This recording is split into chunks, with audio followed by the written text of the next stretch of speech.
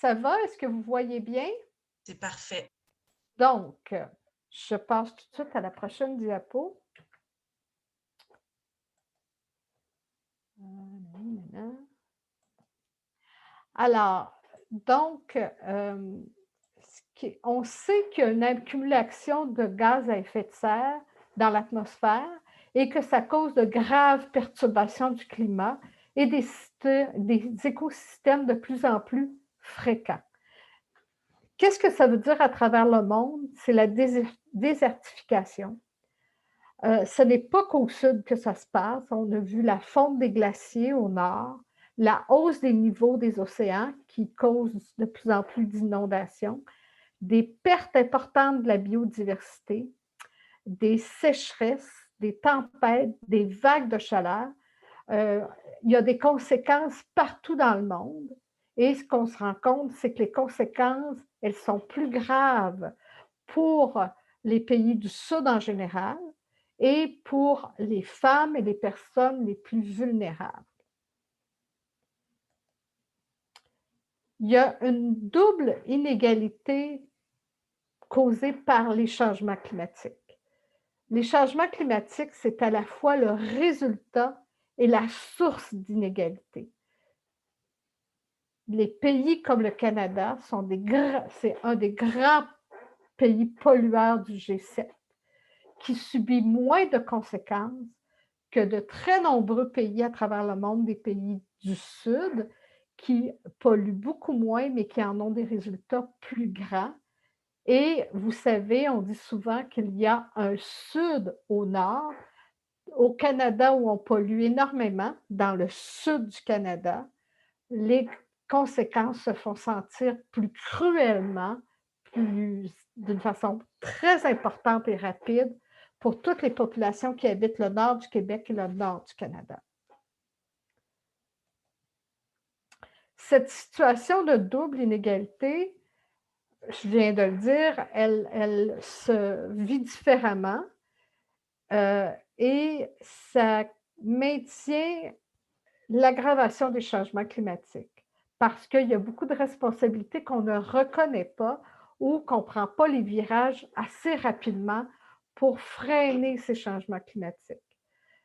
Les pays du Sud sont plus vulnérables aux changements climatiques et leurs nombreuses conséquences environnementales, mais qui ont des conséquences sociales et économiques. Et on l'a vu par la pandémie, les inégalités qui existaient déjà avant la pandémie se sont accrues davantage. Et malgré cette prise de conscience, on se rend compte que l'accélération sur le frein à nos émissions de gaz à effet de serre n'est pas au rendez-vous. Et bien qu'il y ait eu une rencontre et un leadership différent sous l'administration Biden aux États-Unis, beaucoup de groupes écologistes et des écologistes féministes critiquent la position du gouvernement du Canada dans ces années de référence pour réduire ces gaz à effet de serre et on menace notre avenir collectif, l'avenir collectif de nos enfants, de nos petits-enfants, et particulièrement, on touche la vie et l'autonomie des femmes.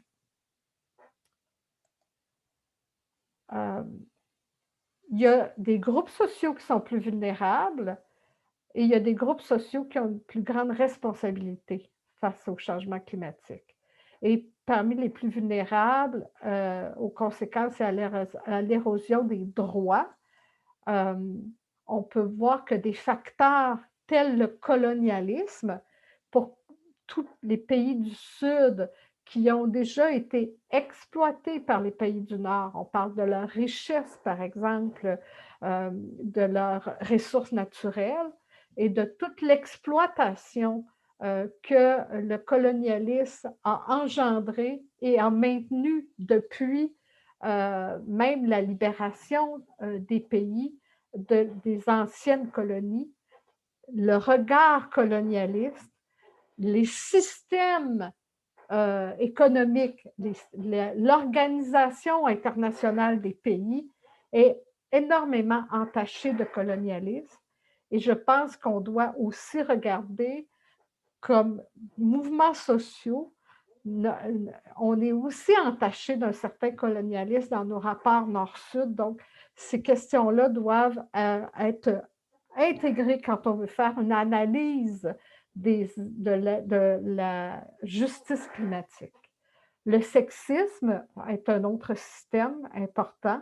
Le racisme, le fait d'être une femme ou un jeune, d'être autochtone, induisent la même situation de double inégalité entre les individus.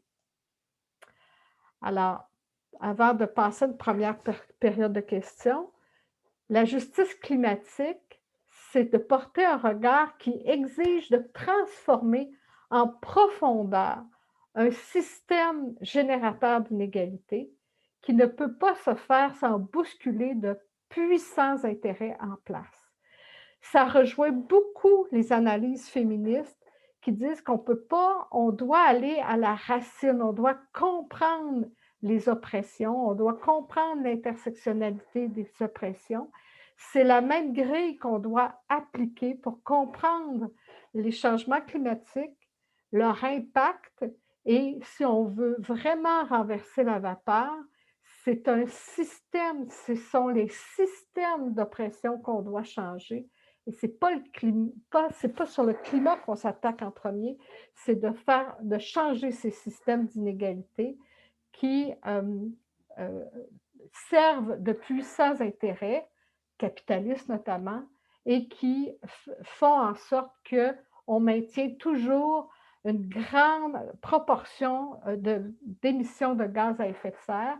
On peut penser au Canada à toute l'industrie extractive, l'industrie pétrolière, tous les débats autour des pipelines, où bien qu'une grande portion de la population se mobilise, qu'on a un gouvernement libéral qui a un discours qui se veut écologiste, on voit très bien que par les gestes, il y a un système qui fait en sorte que les lobbies plus puissants ont des intérêts qui ont une écoute et qui freinent le virage que le Canada devrait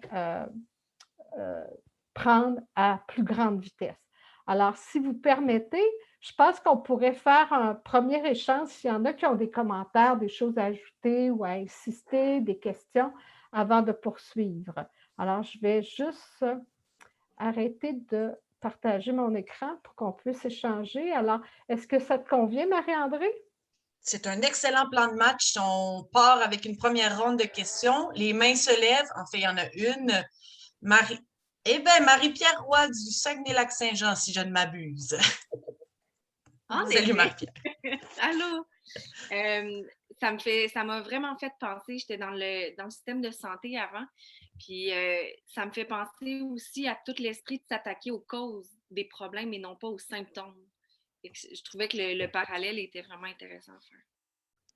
Tout à fait, merci de le nommer. Effectivement, il y a des liens, hein? L'intersection, c'est intersectoriel aussi, la justice climatique. Michel, voulais-tu rajouter des choses en lien avec le système de la santé? C'est important, je pense. Ça m'est arrivé de rencontrer des jeunes ou des personnes qui font beaucoup d'anxiété sur l'avenir par rapport au changement climatique.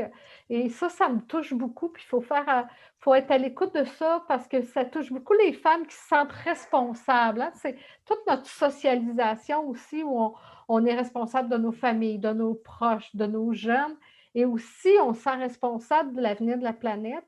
Et si on ne comprend pas bien les systèmes qui amènent ces changements climatiques, plus on contrôle l'information, plus on comprend, plus on peut gérer cette anxiété et porter les bonnes revendications à la bonne place et comprendre aussi que le Québec doit se mobiliser avec les mouvements sociaux du Canada et d'ailleurs dans le monde parce que le Canada a un pouvoir, un très grand pouvoir.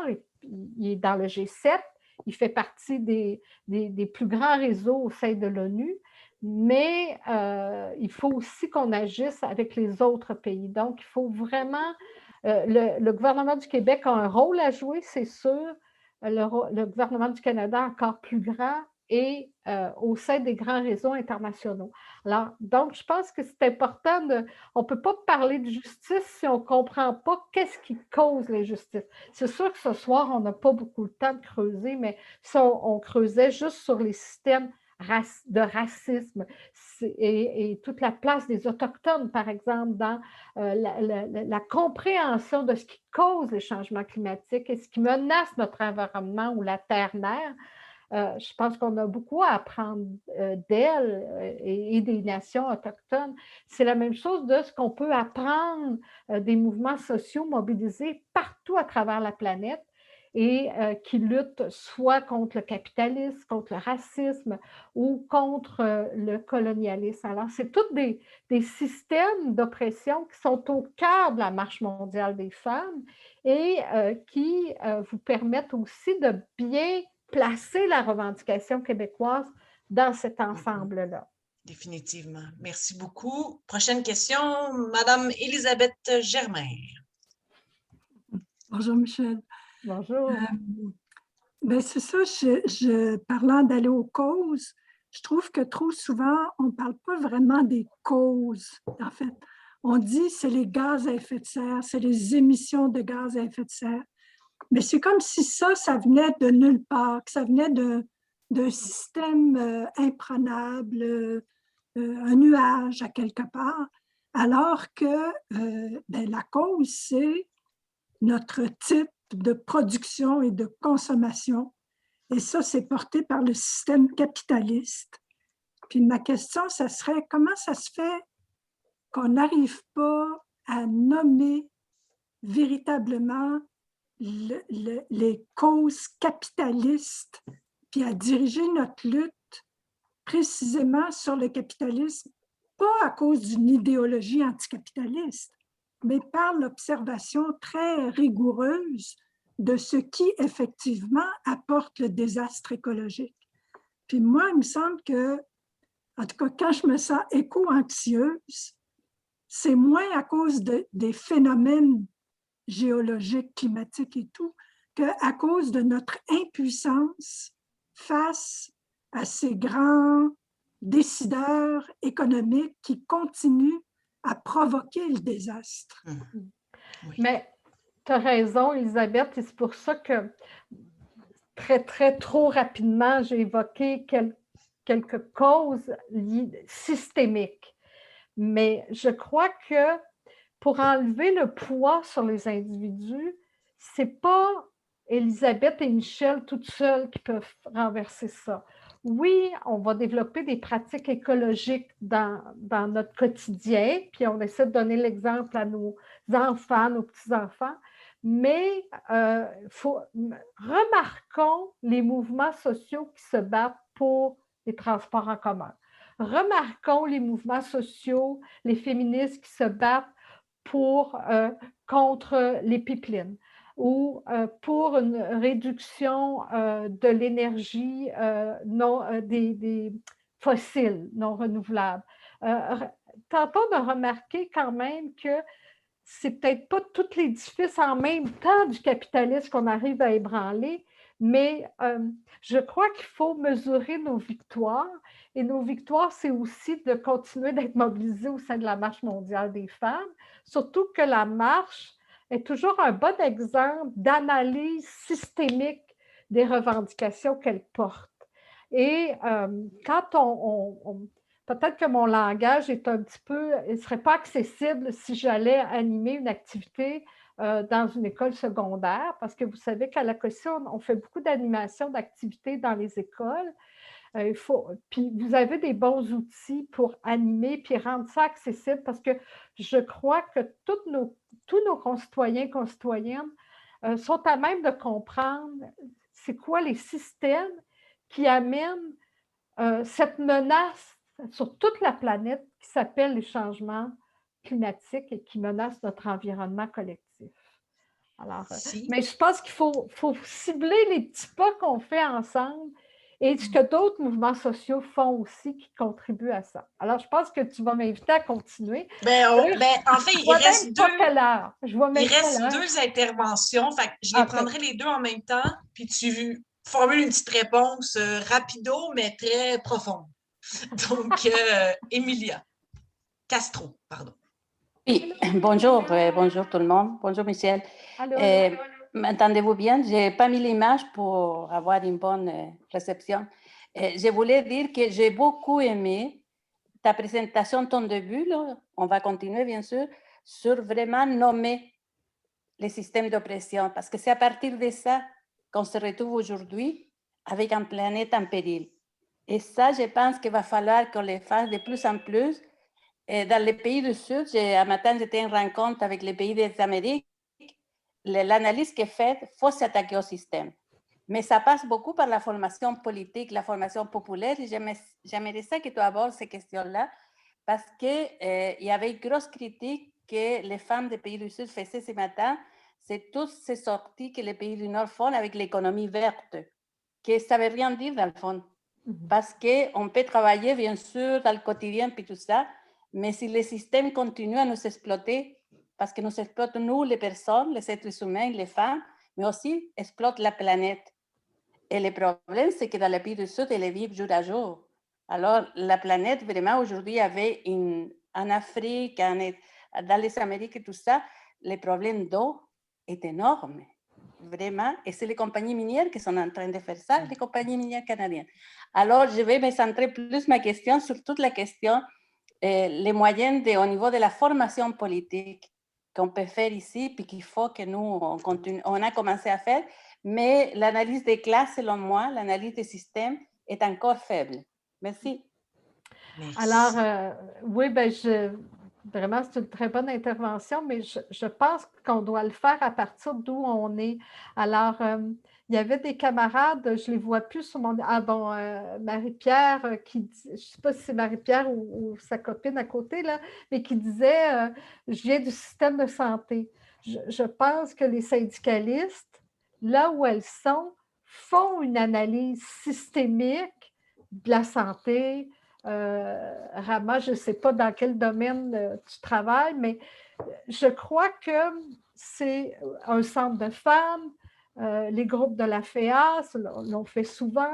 C'est plus facile à partir d'où on est impliqué et s'assurer que les grands mouvements auxquels on participe, comme la Marche mondiale des femmes, nous fournissent ces outils-là pour pouvoir partager des analyses systémiques, d'éducation populaire. Je retiens dans ton intervention, c'est vraiment de rendre accessible et aussi de permettre aux personnes avec qui on échange de contribuer à l'analyse. Ce n'est pas juste moi, j'ai fait l'analyse, puis je vais vous enseigner c'est quoi.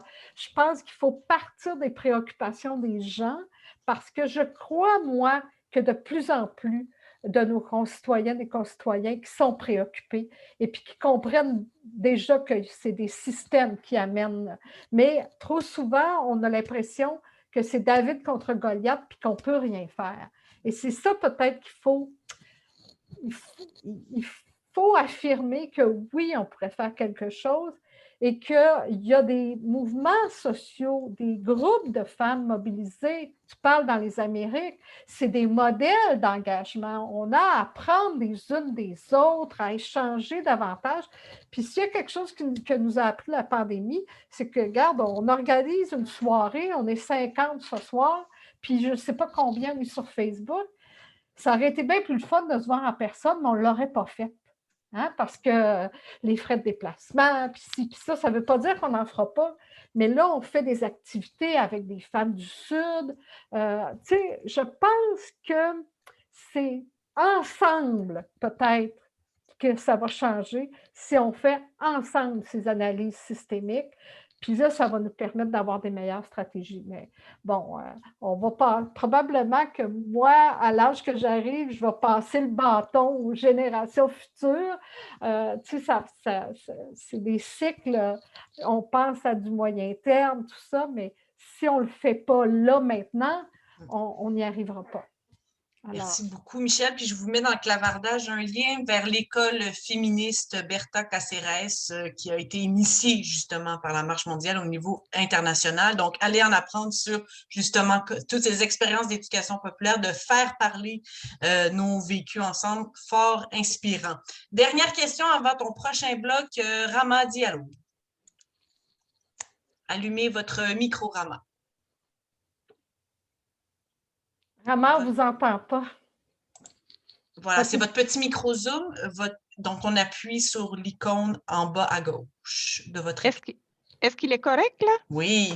Bon, merci beaucoup. Merci beaucoup, Michel. C'est vraiment super intéressant. Alors, moi, je pense que c'est vrai qu'il faut qu'on fasse des analyses partout où on est, puis qu'on puisse quand même apporter quelque chose selon là où on travaille. Quand tu prends la santé, par exemple, ça fait des années que les syndicats, le mouvement syndical dénonce le fait que les cafétérias, l'alimentation qui est servie là vient des États-Unis. Tu sais, le transport, tu sais, quand on vit au Québec puis qu'on sert à une personne âgée la patate de poudre qui vient de l'extérieur, les achats qu'on va aller faire à l'extérieur, et ça a des impacts sur ce qu'on fait, mais aussi ça a des impacts au niveau du transport, parce que le transport, je vais vous dire, le transport, c'est vraiment un problème, le transport, parce que tout ce qu'on mange, si on ne l'achète pas dans notre congélateur, ça veut dire qu'il y a une pollution là-dessus. Mais moi, j'aborderai quelque chose qui me préoccupe beaucoup, parce que quand on parle souvent d'environnement, c'est comme si on dissociait la décroissance. On parle beaucoup de croissance et on oublie de parler de la décroissance. Pour moi, la décroissance, c'est l'option qu'il faut prendre pour parler aux travailleuses et aux travailleurs, parler aux femmes, parler à tout le monde, parce que c'est un système, le capitalisme, c'est un système de croissance. On ne parle que de profit. En parlant que de profit, on oublie l'environnement. Je vais avoir 2 maisons, je vais avoir 2 voitures, je vais me consacrer. Mais on ne parle que de croissance et pourtant, on devrait s'attaquer au mot décroissance. Ce n'est pas mauvais le mot décroissance, même que j'ai entendu des gens qui sont dans marketing maintenant, ça devient leur langage pour dire comment est-ce qu'on va déconstruire ce qui a été fait sur le pétrole, ce qui a été fait sur des choses comme ça. Alors là-dessus, je pense qu'en tant que femmes, nous, en tout cas, selon nos moyens, on pourrait penser à sensibiliser des gens à la décroissance parce que honnêtement, c'est la croissance qui est l'ennemi numéro 1 de l'environnement. Vous avez tout à fait raison et faisons attention parce que le langage systémique capitaliste va dire ça prend de la croissance pour maintenir nos programmes sociaux. Ça prend de la croissance pour lutter contre la pauvreté. Or, c'est faux. La croissance n'a servi qu'à accroître les plus riches, à bénéficier aux plus riches et à maintenir les écarts et à les accroître entre les plus riches et les plus pauvres. Alors, ça ne veut pas dire, nous, quand on dit décroissance, que les personnes déjà en situation de pauvreté ou les personnes qui n'ont pas accès à un logement décent ou à une vie décente vont devoir décroître encore plus. C'est là aussi que c'est une analyse systémique économique qui permet d'affirmer, puis il y en a au Québec qui font ces recherches-là, qui témoignent bien que le discours de la croissance est faux et amène des menaces à l'environnement, mais des menaces claires aux droits humains, au respect des droits humains. Et que ce n'est pas à cause qu'il y a plus de croissance, qu'il y a plus de programmes sociaux, qu'il y a un enrichissement collectif, notamment qui devrait être prioritaire aux personnes qui sont le plus exclues. Alors donc, déconstruire aussi ce discours de la croissance à tout prix et de faire en sorte que la décroissance, quand on l'explique, surtout des personnes qui ne sont pas parmi ceux qui ont du pouvoir dans la société et dont les droits ne sont pas respectés, de ne pas ajouter à leur responsabilité C'est ça, il faut voir qu'il y a des responsabilités inégales et il y a des pouvoirs inégaux et il y en a qui en profitent de la croissance au détriment des autres. Donc, il faut comprendre dans ce détriment le sexisme, le racisme, etc. Bref, je continue parce qu'on aurait pu arrêter juste sur cette partie-là. C'est passionnant. Merci pour votre intérêt. Alors, je continue avec mon petit PowerPoint. Bon, ben là, c'est ça, je suis repartie. Nanana.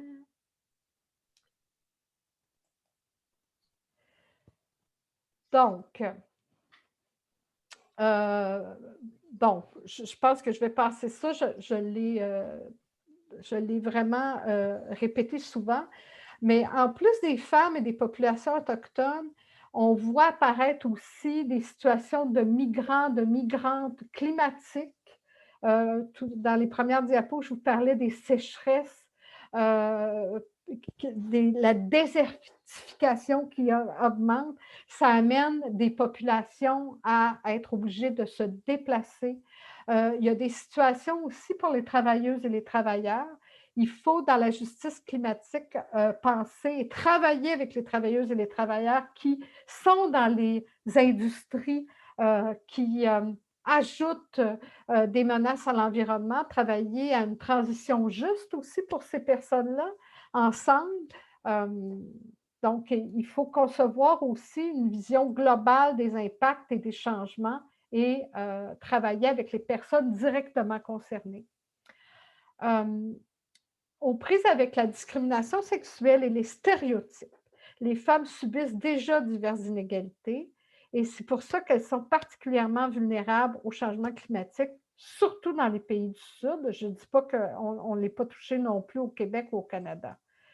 Dans les pays du Sud, les structures héritées du colonialisme aggravent cette situation et les femmes se voient en grande majorité confier des tâches stéréotypées.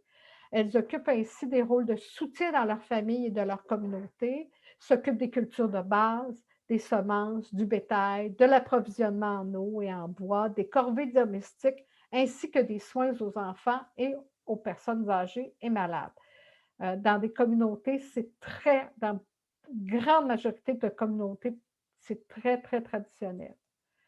La vulnérabilité des femmes n'est pas due aux différences biologiques ou physiologiques entre les sexes. Ce n'est pas à vous que je vais expliquer ça, bien sûr, mais c'est des inégalités entretenues par les normes sociales et les rôles stéréotypés.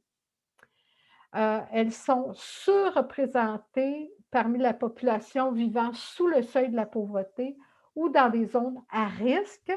Elles ont une mobilité restreinte par leur rôle, les rôles qui leur sont assignés, puis accès limité à l'information lors d'urgence.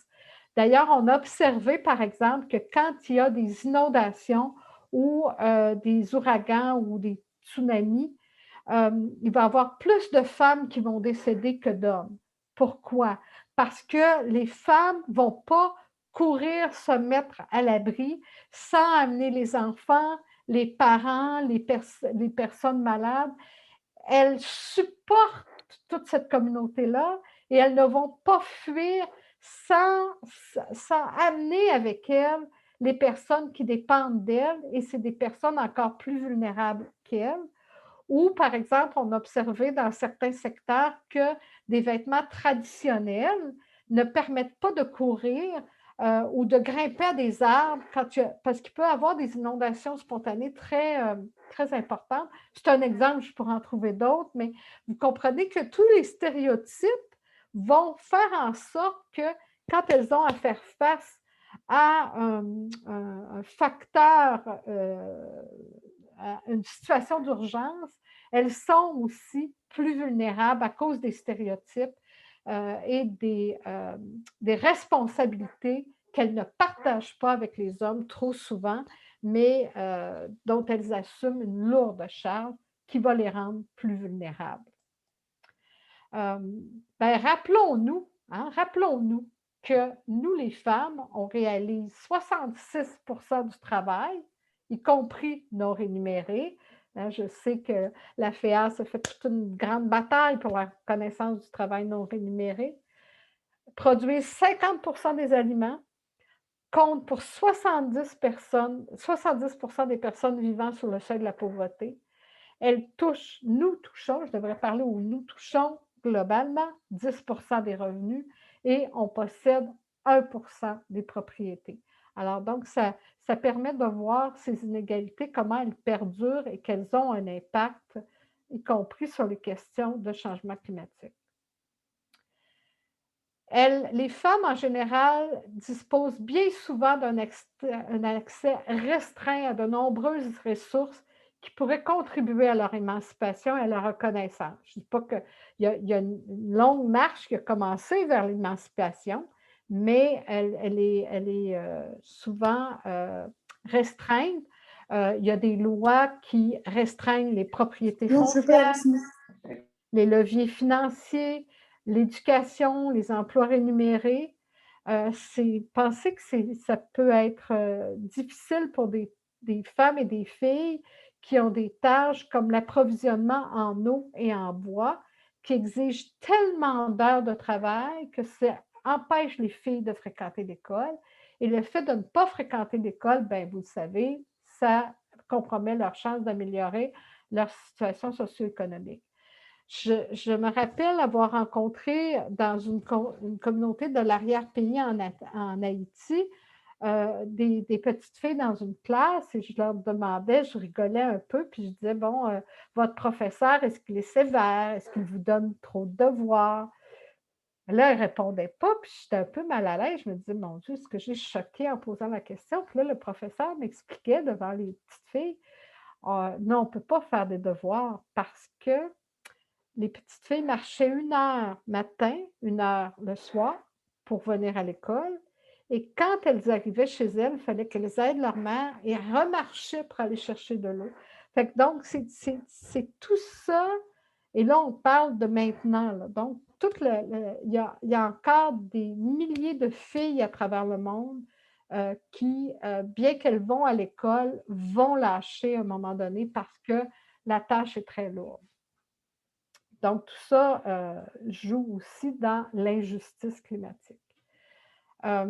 Les femmes ont longtemps été tenues à l'écart de la production des savoirs institués. Ça change, mais on a été longtemps tenues à l'écart. Et là, avant de passer à des questions, je veux vraiment qu'on prenne conscience qu'on est détentrices de savoir. On n'est pas que des femmes vulnérables. On a des savoirs, des connaissances et des compétences uniques qui sont construites à partir de nos expériences concrètes. Les femmes qui, par la nature de leurs tâches stéréotypées, bien, elles entretiennent d'étroites relations avec leur environnement naturel et humain. Ces femmes, elles ont développé des savoirs en agroécologie, en agroforesterie, en agrobiodiversité, de même qu'une connaissance et une compréhension approfondie des réseaux communautaires. Et la perspective qu'on développe et qu'on revendique auprès du gouvernement canadien, mais à travers le monde, c'est de dire que si on veut vraiment faire face au changement climatique, on ne pourra pas que développer des méga-projets qui peuvent être intéressants. Par exemple, l'électrification avec des panneaux solaires d'une municipalité, ça va améliorer la vie de tout le monde, y compris des enfants qui reviennent de l'école, qui vont avoir accès à l'électricité pour faire leurs devoirs plutôt que juste la chandelle, etc. C'est correct. Mais si on n'est pas capable d'avoir des projets de changement climatique, d'adaptation ou de mitigation avec les femmes au cœur des décisions, on va rater notre coup. Parce qu'on ne peut pas y aller juste avec les très gros projets de 10, 20, 30 millions. Il faut aussi se baser sur le savoir des femmes qui font face au changement climatique, puis qui ont des savoirs à valoriser et elles doivent faire partie des décisions. Alors, là, j'ai sauté beaucoup de diapos, puis ce n'est pas nécessaire qu'on les voit. Je pense qu'on pourrait passer peut-être à un échange Oui. sur ces questions-là. D'une part, oui, les femmes sont vulnérables à cause des stéréotypes du sexisme et des systèmes qui les exploitent, mais elles sont riches en savoir et on doit miser sur leur savoir. Et ça veut dire penser un développement international durable qui ne comprend pas que les grandes infrastructures qui peuvent être nécessaires, bien sûr, mais qui comprennent aussi des stratégies de lutte contre le changement climatique communautaires dont les femmes vont être au cœur des décisions et qu'on va valoriser leurs connaissances. Merci beaucoup, Michel. C'est maintenant la deuxième ronde de questions. Donc, on vous invite à lever la main ou à poser vos questions dans le clavardage. Donc, on demandait déjà, est-ce qu'on pourrait recevoir le PowerPoint? Ouais, oui, oui. Oui. Merci, Michel. Moi, j'aurais une question. J'ai le goût de te relancer sur le dernier bout que tu as parlé. Qu'est-ce que tu penses de la politique d'aide internationale féministe du Canada? Au début, je pense que les groupes de femmes, on ne savait pas trop l'accueillir. On s'est dit, bon, ben, on verra un coup que ce sera déployé.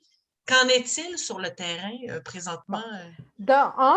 Disons que si le gouvernement libéral a adopté une politique féministe d'aide internationale, ce n'est pas parce qu'il y a eu l'idée tout seul. Évidemment. C'en est un gain qu'on a fait ensemble. Hein? On a réussi à influencer.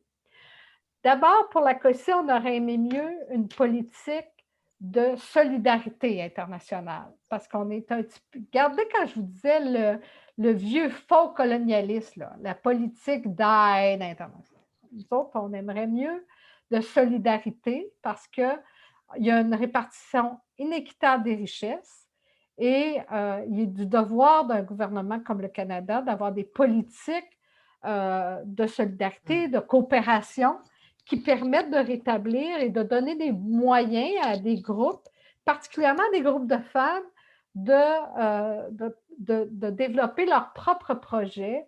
Et il y a eu, dans la foulée de cette politique, oui, des programmes intéressants, dont un programme d'appui aux groupes de femmes. Un virage qui accepte de parler des droits reproductifs et de la justice reproductive pour les femmes, ce que le gouvernement Harper ne faisait pas avant. Il limitait son aide aux femmes en tant que mères. C'est correct, là, on est d'accord avec ça, mais on est des femmes à part entière et pour l'autonomisation des femmes, il faut avoir accès au planning, il faut avoir accès, si on en a besoin, des avortements sécuritaires, etc., etc. Donc, oui, c'est beaucoup mieux de travailler dans ce contexte-là que un autre type de politique qui n'en tient pas compte. Alors, acceptons les gains. Il n'y a pas suffisamment de moyens et c'est très complexe d'obtenir un partenariat avec Affaires mondiales Canada. Je vous passe les détails. Ça ne s'est pas simplifié. Alors donc, il y a des choses, on mène toujours un regard critique et la COSI travaille avec les autres provinces du Canada et avec Coopération Canada, qui est un réseau comme la COSI, mais pas canadien, à rappeler les engagements et à surveiller l'application de cette politique d'aide féministe qui, malheureusement, n'a pas toute l'influence qu'elle devrait avoir sur les politiques étrangères, notamment sur la justice féministe climatique. Tu sais, des fois, c'est comme la petite case qui reste là et on fait nos politiques on fait nos vraies affaires avec les politiques étrangères. Là. Tu sais, c'est comment tu arrives à dire, si vous le faites le virage féministe, comment ça se fait que vous acceptez que les entreprises extractives du Canada ne respectent pas les droits humains, ne respectent pas les droits des femmes, les droits des Autochtones, la protection de l'environnement. Vous n'êtes même pas foutu de respecter votre promesse, engagement, qu'il y ait un défenseur, on appelle un ombudsman ou un ombudsperson, si on ne veut pas être sexiste, qui a des pouvoirs de coercition et d'enquête sur les abus des entreprises canadiennes qui ne respectent pas les droits. Donc, il faut... On fait un game, mais pour que ce soit vraiment un game, ben, c'est la même chose pour les droits des femmes. Il ne faut pas bouder les avancements qu'on a, mais il faut être vigilante et continuer d'être mobilisée. Oh, bien, les systèmes sont tentaculaires, hein, donc une tentacule à la fois. On aurait 2 questions. Le temps avance, Michel. Il est 20h20. On a prévu encore 10 minutes. Donc, on a France, puis on a une question dans le clavardage qu'on pourra prendre par la suite. Alors, ici, c'est France. Dans une de tes diapos, Michel, tu parlais du peu de participation des femmes à la production des savoirs institués. J'ai un peu de misère à saisir de quoi tu parlais à ce moment-là. Peux-tu éclairer ma lanterne, s'il vous plaît? Oui, ben là, on est de plus en plus dans les universités. Il y a de plus en plus de femmes qui font des doctorats, qui font des études approfondies en conditions féminines. Mais oui, depuis 50 ans, mais il y a 100 ans, donc c'est ça. Il y a des savoirs des femmes dans les communautés est lié au fait qu'elles sont très proches de l'environnement, comme je le disais, des rôles stéréotypés qui les ont amenés à cette connaissance plus fine. Ce n'est pas juste dans la biologie, là, tu sais, je pense que c'est le fait de connaître notre environnement et de faire en sorte qu'on agisse au mieux pour notre communauté. C'est ce qui fait les savoirs des femmes qui ne sont pas des savoirs savants ou reconnus dans tout ce qui est l'institutionnalisation du savoir, mais en même temps, il y a de plus en plus de femmes et de chefs féministes qui permettent de consolider ces savoirs et de valoriser les savoirs plus traditionnels ou des savoirs informels des femmes sur lesquels on devrait se pencher. Alors, donc, c'est très important de reconnaître ça parce que dans notre approche féministe, en environnement et dans d'autres questions, on ne peut pas juste parler de la vulnérabilité des femmes. On doit parler de leur force et aussi de leur connaissance à valoriser. Et il faut qu'elles soient au cœur des décisions en tant que femme, en tant que féministe, en tant qu'experte féministe, dans les grandes tables où il y a des grandes décisions, parce qu'il y a des gros milliards là, qui se négocient sur l'environnement. Il faudrait qu'on soit là. Hein? Si on veut changer le système, on ne va pas refuser les places qu'on pourrait aller arracher dans ces grands lieux de décision. Et il y a aussi, il faut que les grands financements internationaux aient des financements parce que si on y va, il y a beaucoup les grands bailleurs de fonds internationaux, ce qu'ils ont comme idée, c'est qu'en bas de 5 millions, ça ne vaut pas la peine, ça coûte trop cher à gérer. C'est parce que si tu y vas à coût de 5 millions, tu ne travailleras pas avec les collectivités communautaires des femmes à travers le monde. Fait que ça, on se bat contre ça aussi. Intéressant. Merci, Excellent. Merci, France, pour votre question. Donc, une question dans le clavardage, puis après, on pourrait passer au prochain bloc. Donc, la question de José Desrosiers de la CSN. Bonsoir, José. Donc, souvent, les institutions développent des mesures de mitigation. Ne serait-ce pas des façons d'adapter les conditions des populations aux dégâts créés plutôt que de s'attaquer aux causes qui génèrent les dégâts dans l'environnement? Il faut faire les deux. On ne peut pas faire l'un ou l'autre parce que dans les médias, il faut faire de la mitigation, il faut trouver des solutions immédiates, puis il faut transformer aussi. Fait que les femmes sont bien conscientes de ça. Il y a des communautés qui vivent une grande déforestation, par exemple. Si vous regardez dans les projets de coopération de solidarité internationale menés par des membres de la COSI, par la Solidarité internationale québécoise, ben on va se battre pour procurer des fours améliorés aux femmes, pour essayer de régénérer la forêt qui va lutter plus globalement contre les changements climatiques. Il y a toutes sortes de... par exemple, on va aller chercher des sources d'énergie en travaillant avec des groupes comme Ingénieurs sans frontières à faire des digesteurs de déchets. Alors, mais bon, là, il y a tout. Il faut travailler avec les femmes de la communauté parce qu'il y a des tabous aussi. Tu vas-tu cuisiner avec les déchets que tu as, du combustible des déchets. Alors, mais ça, c'est vraiment intéressant. Et ce que moi, je pense, c'est que nous, on aurait à apprendre de ça. Tu sais, il y a peut-être beaucoup de choses qu'on pourrait faire ici. Tu sais, arrêter de voir juste une relation nord-sud, mais comment on pourrait améliorer aussi la vie de nos collectivités ici. Alors, donc,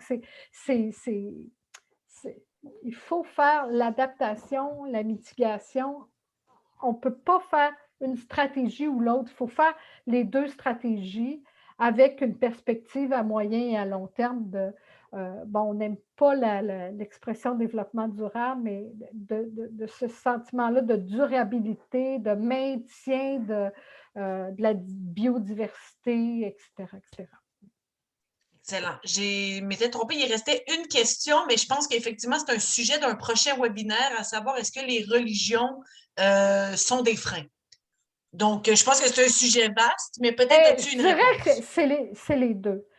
Il y a des religions, évidemment, les religions, les grandes religions ont développé, ont maintenu des grands stéréotypes, toutes les religions, hein, catholiques, par exemple, sur les droits reproductifs des femmes, on a encore beaucoup de travail à faire, n'est-ce pas?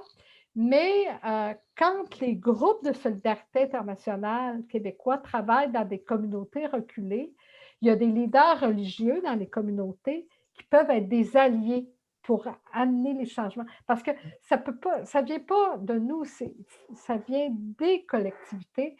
Et si tu as des leaders reconnus qui embarquent et appuient, ben, tu peux aller plus loin. Parce que dans toutes les religions du monde, il y a des personnes qui remettent en question les traditions et qui notent l'exploitation, les stéréotypes des femmes et qui travaillent. Il y a des féministes dans toutes les religions, par exemple. Alors donc, c'est un frein, mais ça peut être aussi un levier d'émancipation. Tout à fait. Ben merci. Puis je pense que tu l'as répété à de nombreuses reprises là, que les femmes doivent faire partie des solutions. Femmes au cœur des décisions. Ça me rappelle un petit slogan des tables régionales de groupes de femmes.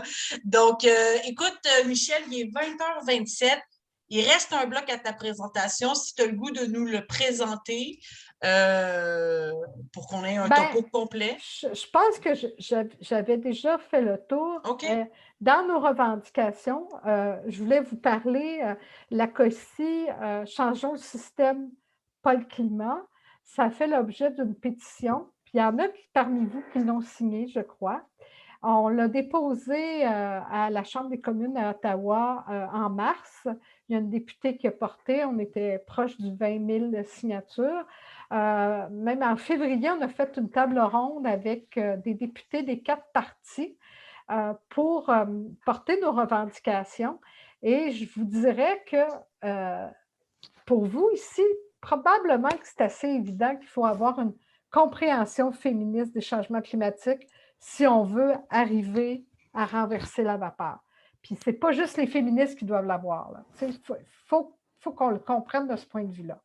Mais le député conservateur, lui, il a dit que ça n'avait pas de bon sens, que c'était l'environnement puis le féminisme, ça ne marchait pas. Tellement que beaucoup sont restés estomaqués. Et là, ce que ça m'a dit, au-delà de dire on sait bien c'est un conservateur, mais n'empêche, c'est un élu. Et donc, ça veut dire que ce qui parfois nous semble tellement évident, l'est pas pour des décideurs et des influenceurs, et que donc, le travail qu'on fait bon, là, nous, on voulait confronter nos élus pour qu'ils fassent avancer au sein de leur parti nos revendications, mais ça m'a rappelé que Emilia parlait d'éducation populaire, mais ce n'est pas juste auprès de nos voisins, voisines, puis des membres de nos groupes ou de nos syndicats. C'est aussi auprès de nos députés. Il y a beaucoup, beaucoup de travail parce que quand tu dis que non, Mais là, il s'est fait ramasser par les représentantes des 3 autres partis. Ça a été vraiment intéressant. Si vous voulez voir ça, c'est sur notre chaîne YouTube, la COSI.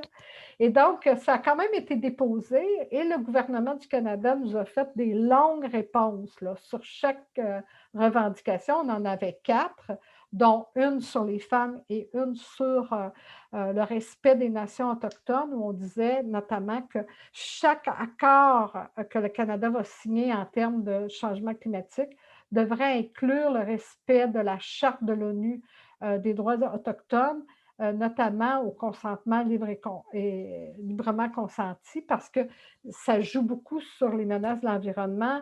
Puis, tu sais, quand tu t'as mis dans la boîte de clavardage l'école de Berta Cáceres, c'est une grande dame qui a défendu l'environnement et qui en est morte. Hein? Alors, donc, donc, on va se servir des réponses qu'ils nous ont faites parce que les réponses, dans le discours, les libéraux ne sont pas toujours mauvais. C'est dans les faits. Dans les gestes, c'est ça. C'est ça. Fait que là, on est allé chercher des réponses. Fait qu'il ne faut pas, nous, qu'on s'assoie sur nos réponses. Il faut prendre les réponses puis le rappeler. Vous nous avez dit ça, puis vous ne le faites pas. Puis donc, on va se préparer pour... vous allez le faire, hein, sûrement, pour la campagne électorale fédérale. C'est important. Vous avez les revendications de la marche. C'est important de les apporter dans les débats électoraux. Je sais qu'il y a beaucoup de centres de femmes, des tables de groupes de femmes à travers le Québec qui organisent des débats électoraux. Quelle belle occasion de poursuivre cette discussion aussi sur les autres revendications de la marche, évidemment. Tout à fait. Ben, merci beaucoup, Michel, pour cette grande générosité, cette capacité de vulgarisation. Puis merci à vous toutes d'avoir posé, tu sais, vos commentaires, questions nous ont emmenés sur quelque chose de complet. Vous avez parlé de système de santé, des causes et non pas juste des conséquences, de décroissance.